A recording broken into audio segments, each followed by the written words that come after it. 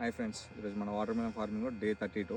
So మనకేంటంటే ఈ ఈ స్టేజ్లో ఏమవుతుందంటే ఈ కాండం పలడం అని వస్తుంది. సో ఇక్కడ చూసారు కదా, ఇదేంటంటే ఈ స్టెమ్ అనేది ఇది ఇట్లా ఇరిగిపోతుంది.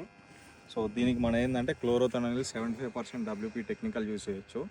సో మనకి సింజెంటా వాళ్ళది ఉంటుంది, ఈ టాటా వాళ్ళది ఇవి ఉంటాయి. సో మనం ఏం చేసామంటే ఇది ముందుగానే చూసి డే 30 రోజే ఇది మనము డ్రిప్ ద్వారా ఇచ్చాము. సో పర్ ఎకర్ 1/2 kg ఇచ్చినట్టయితే ఇది ఏమవుతుందంటే ఆ పగిలిన చోట మళ్ళీ ఇట్లా క్లోజ్ అవుతుంది. సో ఇక్కడ ఏమవుతుందంటే మనం ఇచ్చే NPK ఫర్టిలైజర్ అనేది మనం ఎప్పుడైతే ఇస్తామో ఆ డ్రిప్ ద్వారా తీసుకొని అక్కడ డ్రాప్ అవుతుంది. సో దీని ద్వారా ఏంటంటే మొక్క అనేది ఎదగదు. సో మనం అనుకుంటా ఉంటాం, మనం డ్రిప్ ద్వారా ఇస్తుంటాం, మొక్క పెరగడం లేదేంది అనుకుంటాం. సో దానికి ఒక one of the main reason ఈ కాండం పగలడం అనమాట. సో దీనికి మెయిన్ రీజన్ ఏంటంటే ఈ బ్రాంచ్ అనేది డైరెక్ట్గా సన్కి ఎక్స్పోజ్ అయినా లేదంటే మంచినీళ్ళు దాని మీద ఉన్నా కానీ అది పలగడం జరుగుతుంది. సో దాన్ని కంట్రోల్ చేసుకోవడానికి మనం ఆ సింజెంటా వాళ్ళది కావచ్చు, సో ఇలాంటి మందులు యూజ్ చేసినట్టయితే అది కంట్రోల్ అవుతుంది.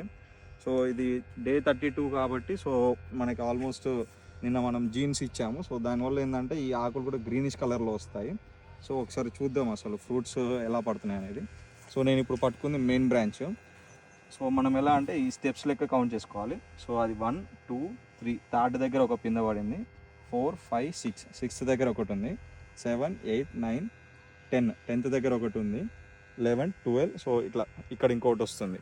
సో ఎలా అంటే మనకి ఈ తీగ పెరిగే కొద్దీ మనకి ఏంటంటే ఈ ఫ్రూట్స్ పడతా ఉంటాయి. సో మనకి నార్మల్గా ఏంటంటే 4 or 5th ప్లేస్ నుంచి స్టార్ట్ అయినట్టయితే ఆ కాయ అనేది మంచి సైజ్ అండ్ షేప్ వస్తుంది. సో ప్రజెంట్ అయితే మంచినే, ఇప్పుడు మనం ఎక్స్పెక్ట్ చేసినట్టు ఒక 3 to 4 పిందెలు ఉన్నాయి. సో ఈ మాత్రం ఉంటే చాలు. ఈ తీగ ఇంకా గ్రో అయ్యే కొద్దీ ఇంకా సైడ్ బ్రాంచెస్కి వాటి వీటికి కూడా పిందెలు పడతా ఉంటాయి.